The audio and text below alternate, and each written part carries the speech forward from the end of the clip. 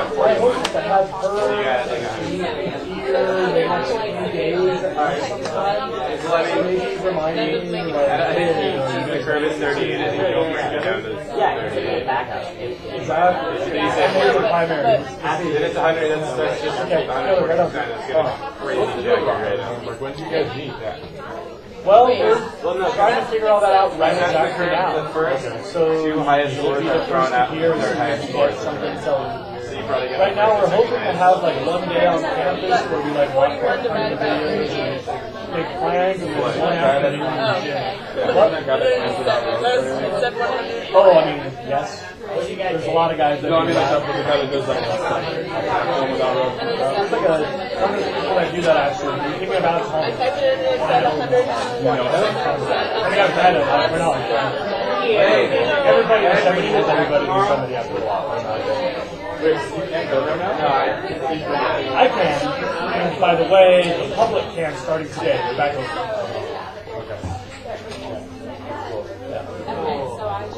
Okay, so like, you know, the assignment, you redo it, you don't have to, but like,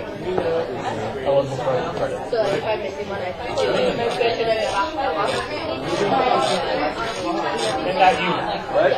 If you have extra credit in another unit, then it's not a problem. So like, if I want extra credit in this upcoming unit, you've got to turn all the assignments in this unit. so I don't have to do it. Correct. If you did not do it at unit 1, you don't have to do all the assignments in unit 1.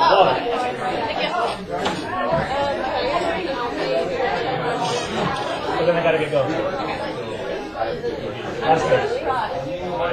That's right now. Oh, it's really hot. Grab.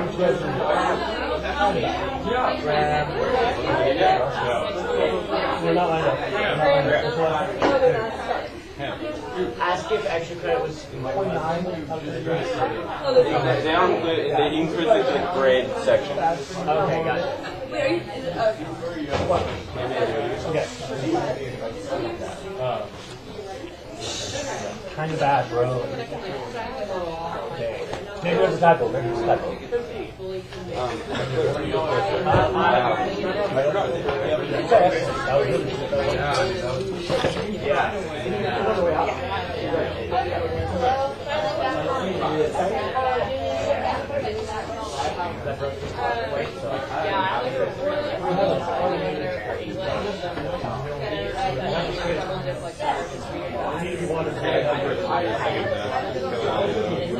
Okay, so I might be Really good grade. it talks about how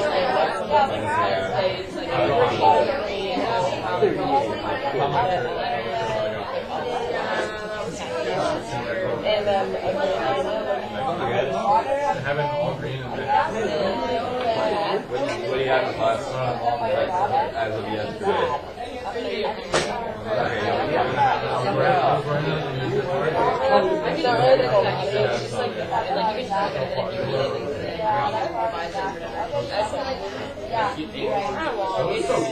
If I got like a 76 on my last test, I got an 85 on the first one, so I got my grade go up a little bit.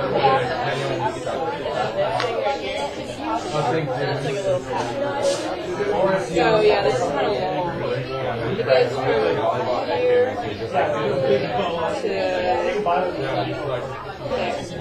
so that would probably just have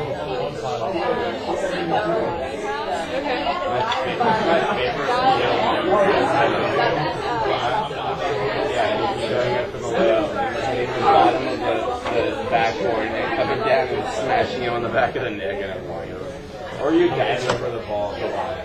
Do you want me to write down for the board? No, like you like slide tackle the ball. No, nothing for you to bad. You like strain your whole body. You're just like dive for this funny. Oh, dang!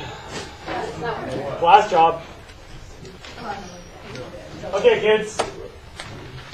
So I've heard that there's a new design idea on cell phones to make sure that when they fall, they land face up, like to make them heavier on one side and whatever, so that they don't land on the glass.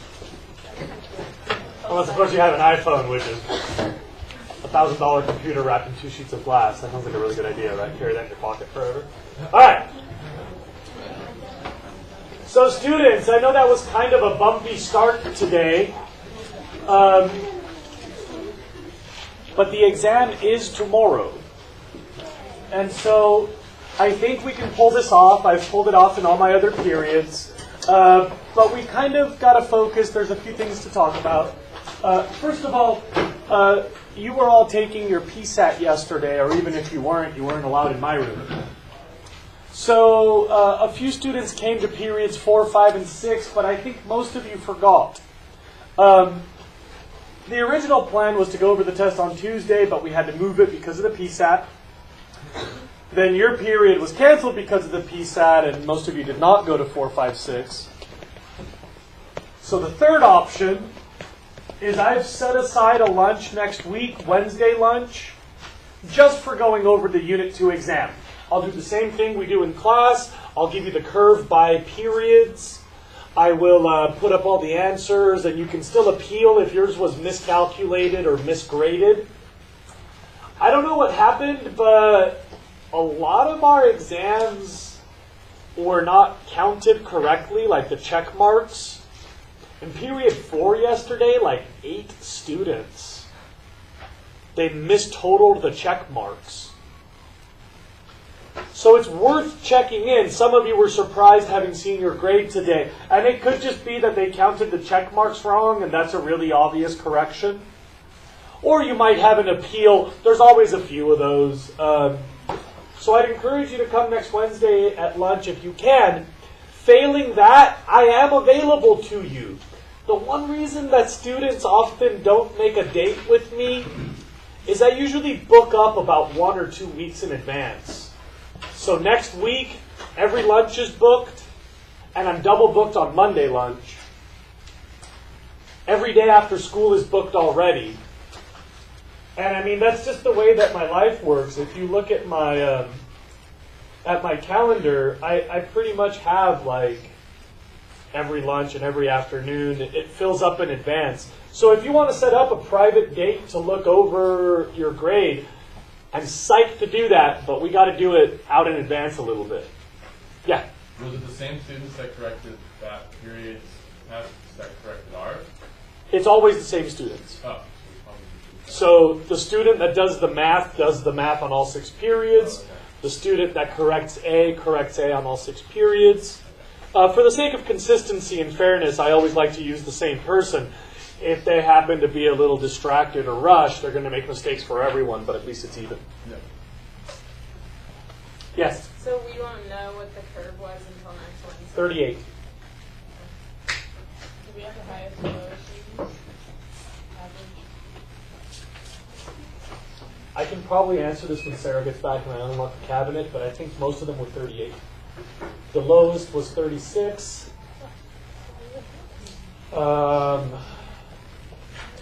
There was 136, 137, and 438s, I think. Okay. Anybody else want to talk more about that stuff? And Cool. there's no way we can get to look at our tests today. Yeah, you know, I'm a little nervous about just willy-nilly bringing that stuff out during class. So if we can either set up a personal time, yes, I'm here for you. And if you can come to one of my backup opportunities, then that would also work. But when we're doing other stuff, it's just the test security No, and it's like, similar. too chaos. Yeah. And when will they be put on EDU units? So I'm tired of telling people because the last 2 times that I have scheduled it, my son's been pooping and barfing at the same time. And so tomorrow I got to take the day off because my son's sick again. And I was actually going to do it tomorrow during the test. You know, test days are really easy for me. I usually get computer stuff done. So I didn't even say it, and my son got sick. I'm hoping that sometime this weekend, if I'm stuck at home mopping up body fluids, that maybe this weekend I'll get a little break from the mop and maybe I can do it. But as soon as I say that, he's going to start barfing and pooping. Poor little dude, he's 3. He gets sad. Like, he doesn't like to do it, so he'll wait until like the last minute, and he just starts to whimper, like, oh, we're like, he's gonna blow. So everybody like steps back, and he knows it's coming, but he like it embarrasses him, and he feels bad. It's so tragic. sad. Like it really like it wears on him. So glad he did it.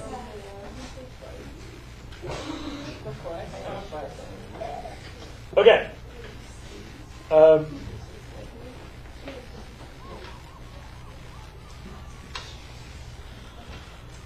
Plus, he starts looking for the door. He's like, he knows he has to go outside. He like would rather go outside, so he's like a cat. You know, he's like, he's like always looking how to get outside. It's so cute. Even when he barks. Oh. Did he just get sick? He's like a slightly sickly dude, to tell you the truth. He had like a respiratory infection when he was 3 months. And I think that's always kind of limited his respiratory health, and I think that's sort of like an entry point for other health issues. I don't know. I'm not a doctor, so I really can't say, but I feel like when he gets sick, he gets more rocked by it. Like out of the whole family, he'll be the one that gets like the slam down. Yeah. That's what happens when you're barking and pooping at the same time. Yeah. I mean, it might be because he's so little and it just feels that way. I don't know. Okay. So as I just mentioned, you have a sub tomorrow, and all things considered, I chose Friday. My wife stayed home today, and I said, no, I'll take Friday, because it's a test day, and test days are kind of easy to ditch. In the worst case scenario, if I had to be absent urgently on a test day, my TAs can run testing, and they're pretty good at it. They've all taken my test 11 times, so they know what time it is.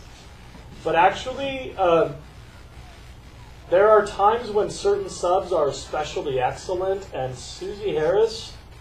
Yeah. Miss Harris. She never stops talking. She's my favorite. Does she have donuts? She calls me a rascal.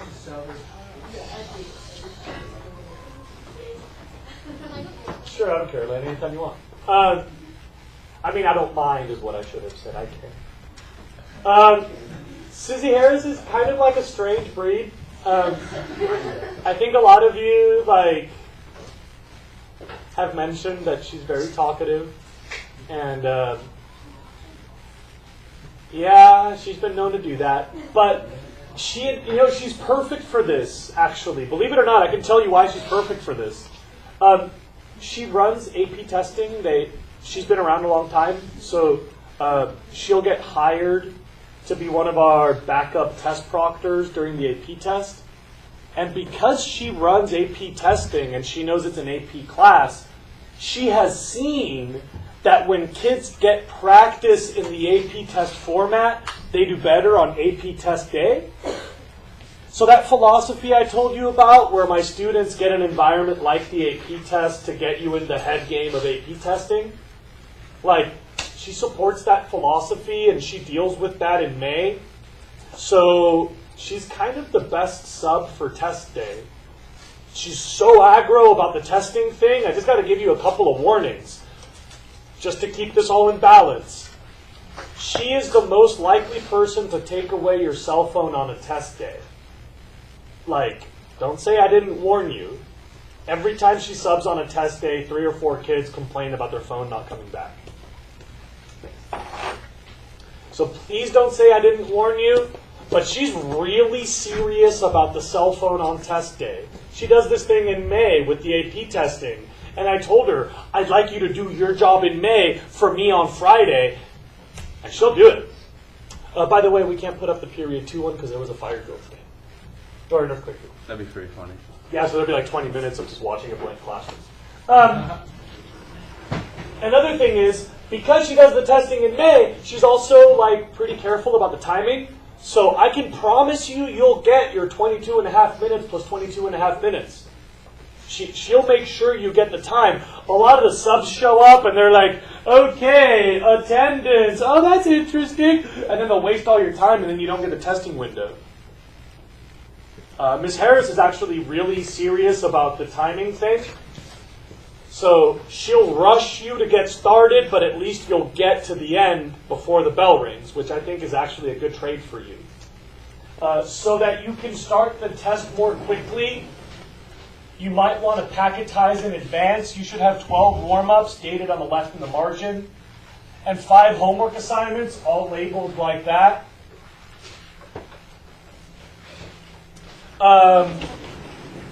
If you get all your homework together, you walk in. I've already got staplers out, so you can use these right now, or you can use them tomorrow.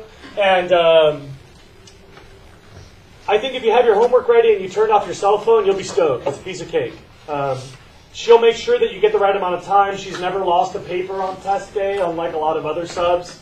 Like, she's really detailed and really focused, which I think is kind of what you want from the sub. I mean, you've seen, there's all sorts of subs, right? Are there any questions about the Substitute Friday? Question or nothing? Oh, damn it. She is. Yeah. And by the way, that's one of the things I like about her. She and I can plan in advance, so she already knows what time it is. What's that? Just putting up the period 3 when it's over, but you have the whole period. Otherwise, you can do whatever. We'll see in a minute. Okay.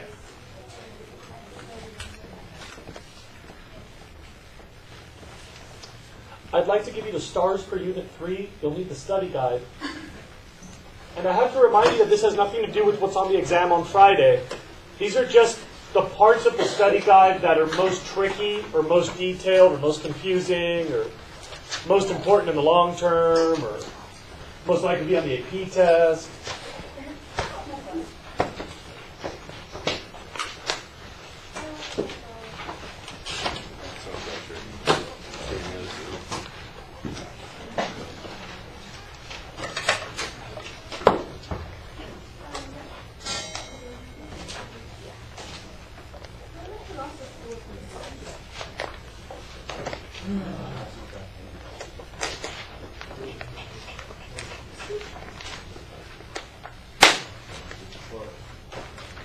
All right.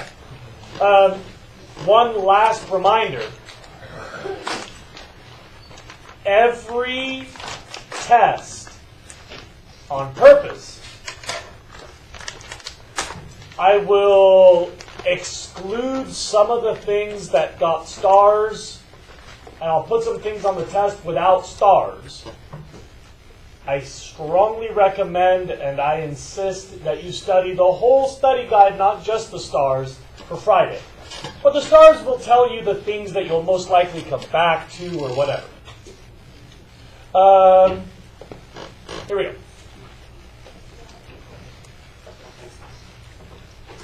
Generalist and specialist, that's 3 stars.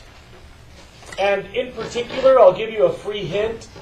You have to understand which environments are better for which organisms. Like, where do generalists do best? And when will a specialist outcompete a generalist? You have to know that. Next.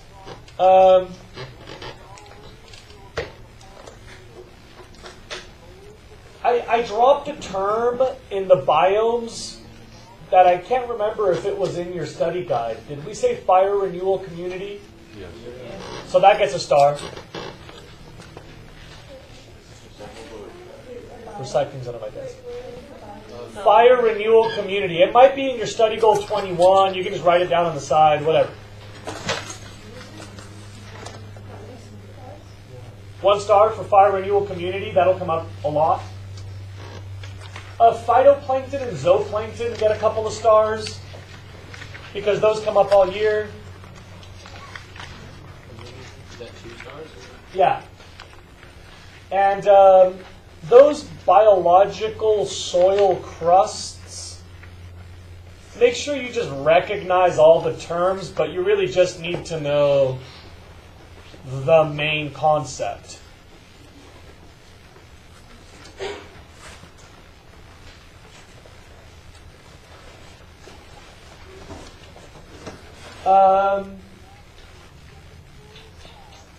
estuary gets a star.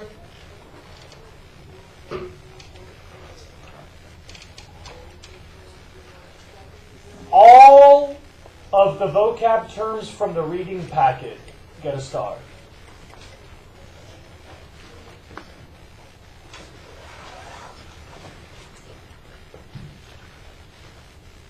Is inertia supposed to be inertia? And where it says inertia, that's supposed to be inertia. The star or just It is both a typo and a star.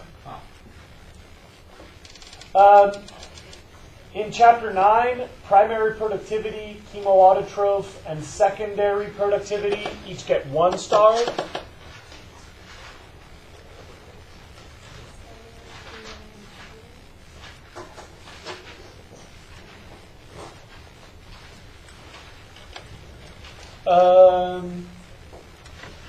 In Chapter 10, just climax state gets 1 star. Study goal number 1 gets 3 stars. The niche concept is huge.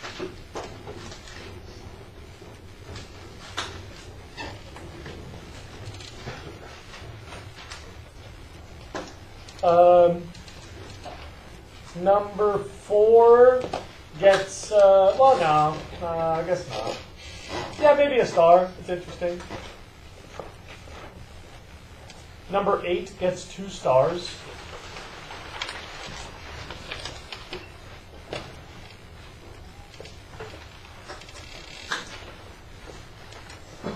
Number 9 gets 3 stars.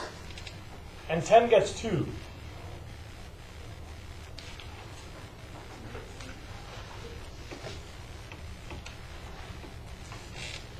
number 10 gets 2? Yeah.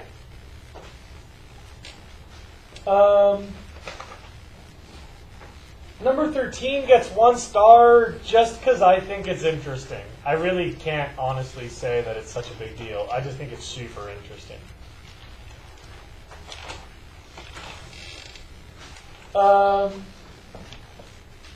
16 gets 3, 17 gets 3, 18 gets 1.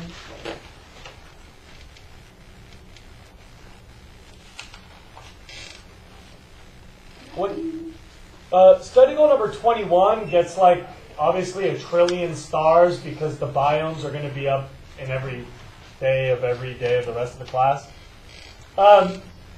We're never going to stop talking about biomes. Everything happens in a biome.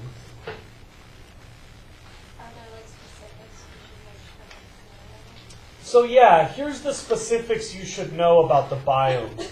You don't need to memorize temperature range and rainfall range. Like, I don't think anybody's going to ask you how many inches of rain fell in Brazil last year.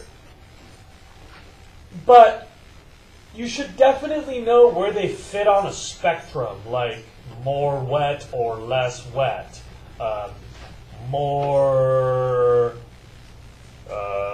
more seasonal variation or less seasonal variation. You should put that into a spectrum.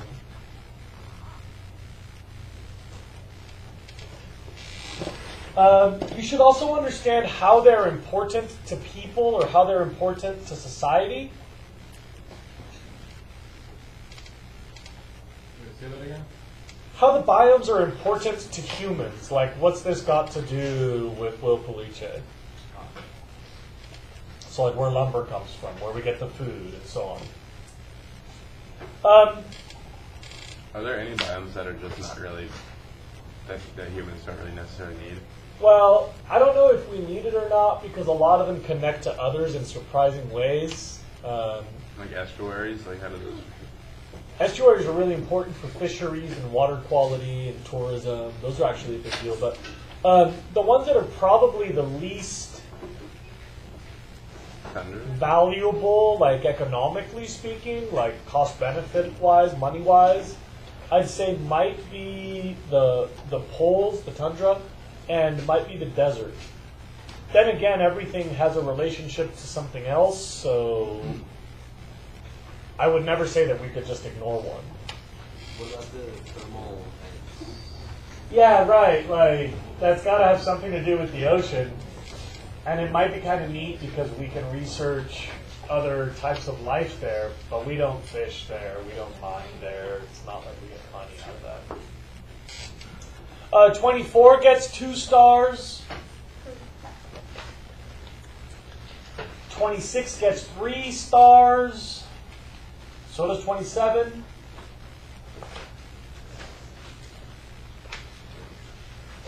(31) and 32 each get 3. Oh, are we going to have time to quickly go over some of the... Yeah, Is that, I think so.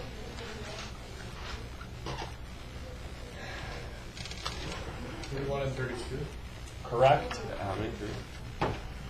Then in study goal number 33, facilitation and interference each get 1. And at the very end there, 36 and 37 each get 1. If you could take out your reading packet, I want to add a few little highlights to the reading packet. And then if we've got time, I can either chatter aimlessly or I can answer your questions. But first, the reading packet.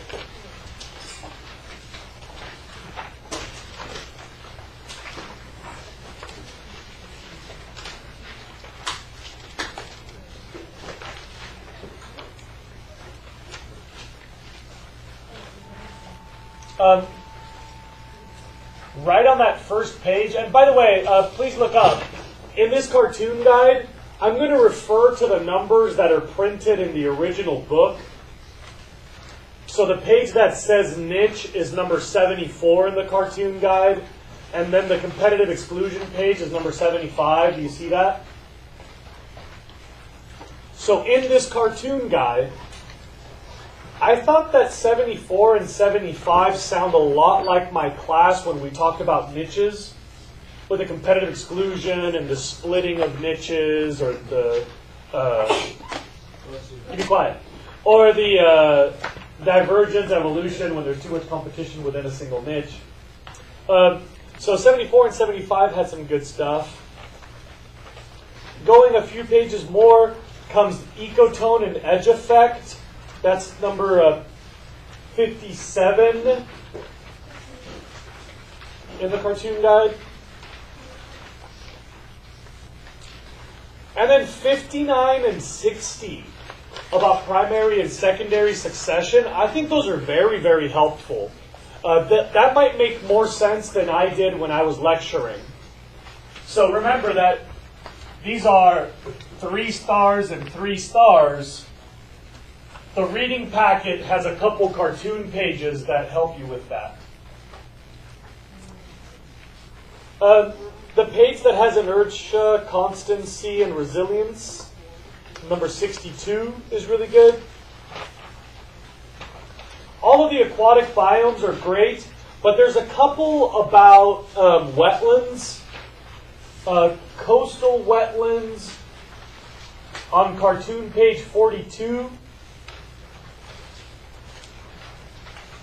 And then inland wetlands on cartoon page 45.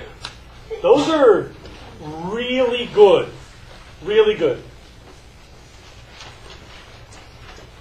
Then we get into the articles from magazines. The one about birds is good and everything, but the one about the new jungle, the Newsweek article,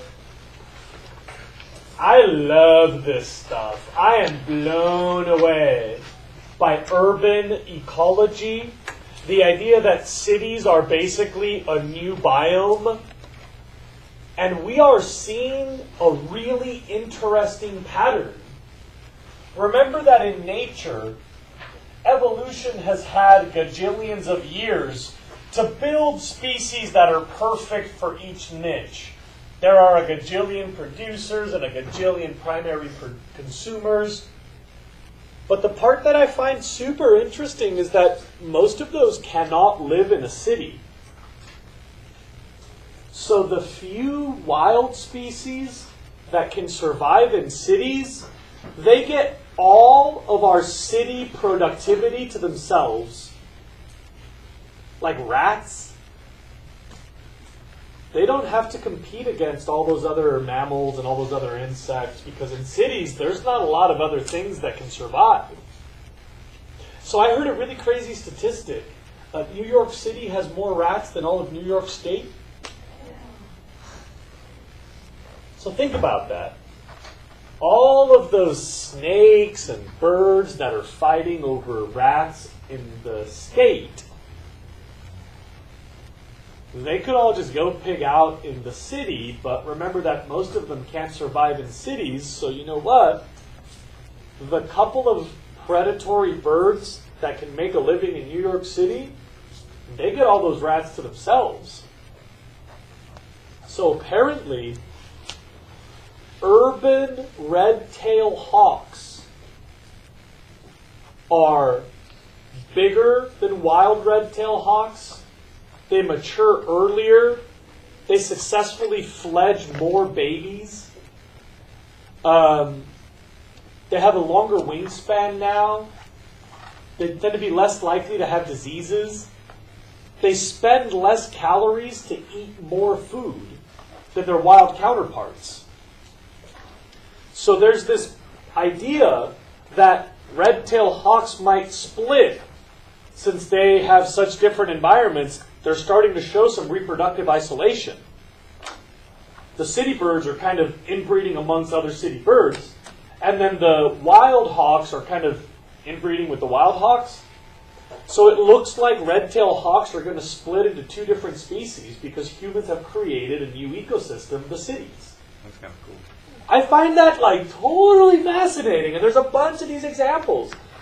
Santa Barbara, we have more great horned owls in the urban interface than we do in the backcountry,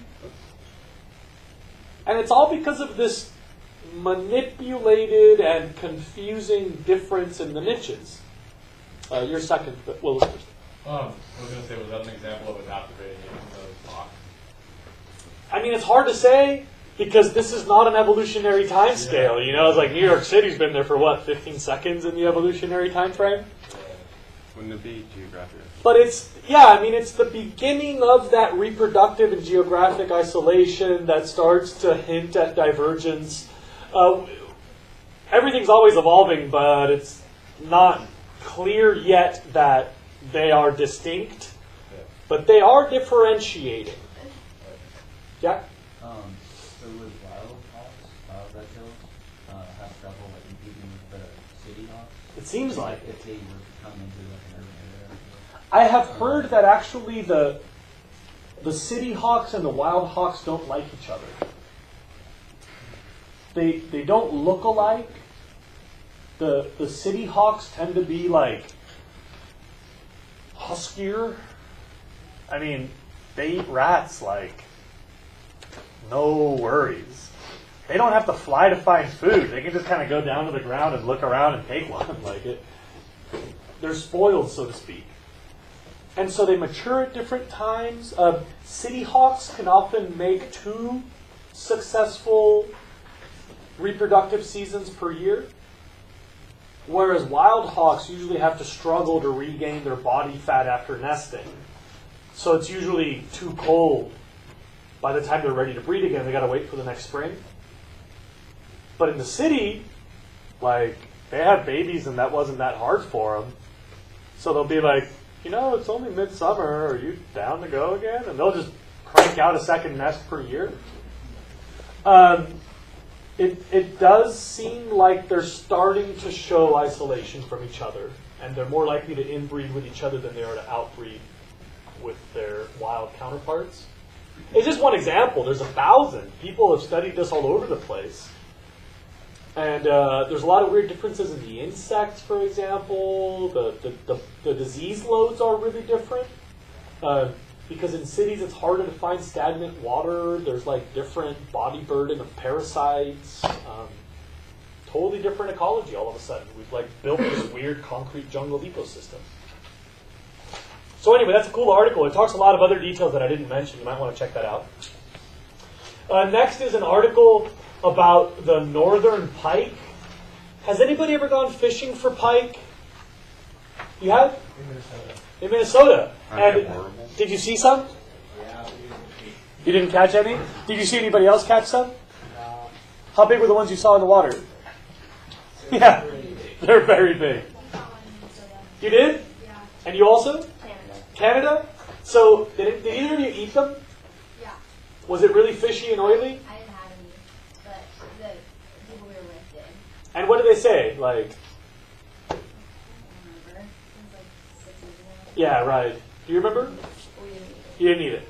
Yeah, usually they're caught and released, or they're caught and killed to exterminate them. For those of you that haven't been fishing in Minnesota/Canada, they grow to be about 4 feet, and they can weigh 40 pounds at 4 feet, which for a fish is actually pretty tremendous. They get like big, chunky, like swollen belly, like fat fish. They are viciously voracious. They'll eat everything. I've heard about fishermen losing fingers to them. They have teeth? Like you get it near the boat, and you go to like grab it, and if it snaps, it can actually, the legend says, take off a finger. I've seen video of a mama duck swimming with 5 little ducklings behind her, and then there are 4, and then there are 3, and then there are 2, and then she just swims away by herself with no more ducklings. It's a circle. The pike has been devastating because you guys know that the Sierras has a lot of rare wildlife. The Sierras is such a unique. This is an ecological island, by the way. Remember ecological islands? This is a little bit of an ecological island here. So we have unique bird species, unique amphibians, unique fish. Look at all those different types of trout. And the pike will they'll eat anything. If your dog gets close to the water, they'll like take your dog in and eat that. They're like burly predators. And as far as fish go, they're not very delicate. You can throw it around on the boat and leave it there for 10 minutes and throw it back in the water. It'll just swim away and be happy. I've heard of people catching them with like slugs in them where they've been shot by people. And they survived being shot. They are really rugged fish. They're very hard to kill. When you get them on the boat, often they're like quite a struggle to subdue. They're very similar to barracuda in terms of like their body shape and their behavior and their aggression. And so in the Sierras, they've tried everything. They've poured poison into the lake. They've electrocuted the lakes. They've drained the lakes. And the pike keep coming back. Some fishermen just got bored of the trout thing. Because, fishing trout gets really old. Like, for somebody who fishes in the ocean, trout is like, oh, great, I gotta go trout fishing today.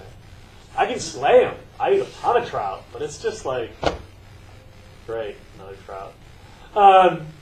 If you get one of these pike on, it's like, oh my god, just taking the line away, and they're gnarly fish.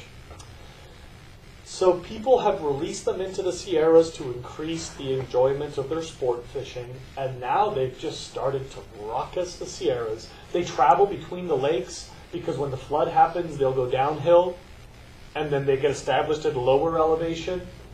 And then when the rain starts, they'll follow the water uphill the way that salmon do.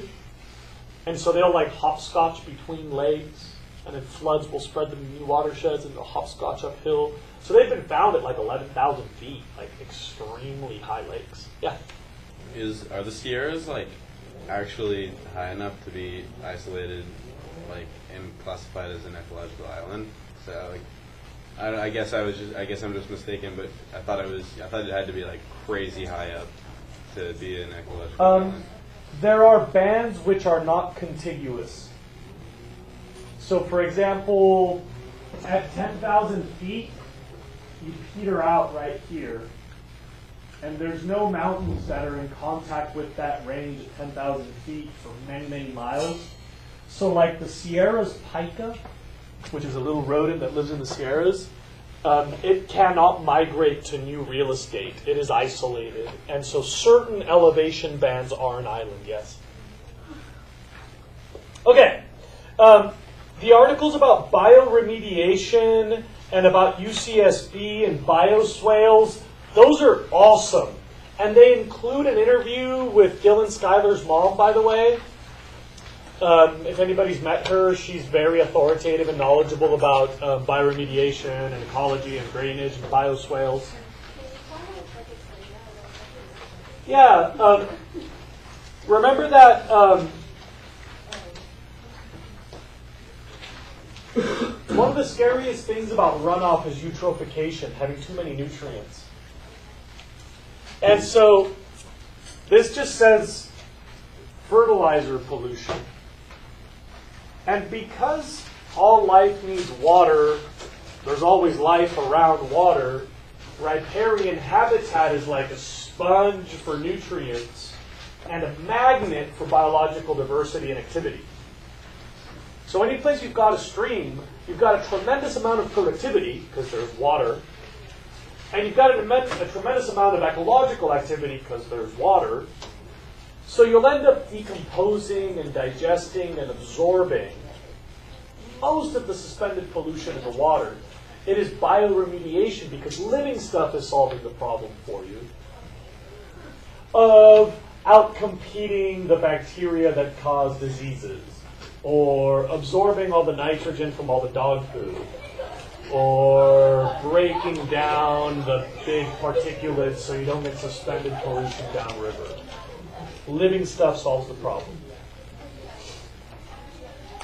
The last articles are about restoring kelp forest. And I gotta tell you, I am really impressed by the future of kelp restoration. Many times in the winter, I will camp at Refugio State Beach, and a couple of years ago, I was sitting on the beach watching the sunset with my kids, and this inflatable boat pulls up with a couple dudes in scuba gear, and I just assumed they'd been out for bugs, and I was like, whoa, whoa, whoa, hey, can I see your lobster? I'm into lobster. I was just diving this morning. You guys get any lobsters? And they're like, no, man, you wouldn't be interested. We're just doing some restoration work out there. And I was like, oh, au contraire. I am a scientist. Please tell me more. And apparently, they take trimmings from tombstones, you know, like granite for tombstones, and they throw those trimmings over the boat, and there's a diver in the water who uses a high-pressure hose to, like, bury that granite. So it's, like, anchored down there. That piece of granite gets buried about that far in. So it can't move. And because it's a little tiny bit of exposed rock, the kelp spores will root onto there. And because it's so sturdy, within 2 years it'll build a kelp forest. Check this out. You'll be blown away. Raises money because of tourism. Filters water because kelp filters water. They support fisheries because it's habitat for stuff that we like to eat. But check this out. Kelp is the fastest growing thing on land, so it's our best carbon sink on Earth. And in Chile, they're making biofuels out of kelp. So we get sustainable energy, global warming prevention, economic activity, more seafood, and cleaner water. Pow! Yeah, Jack? Come on. Yes, I have. And this has some of that information before the fish reef started. Dang. And by the way, Jack, as a diver, you'll want to read the article that guy gave me about his research.